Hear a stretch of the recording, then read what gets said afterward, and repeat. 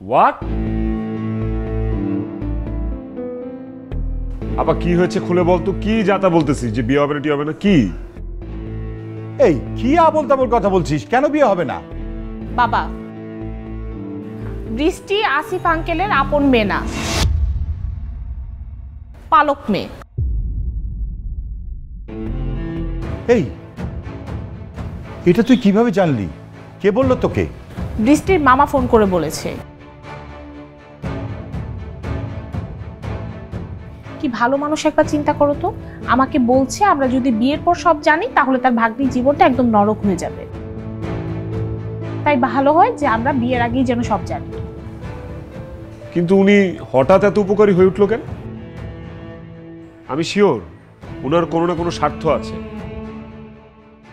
আমি বলি কি আপা, কারো কথায় বিয়ে শাদী ভাঙা দরকার নেই। আর তাছাড়া বৃষ্টির জন্ম পরিচয়, বংশ পরিচয়, এগুলো নিয়ে আমার কোনো মাথা ব্যথা নাই।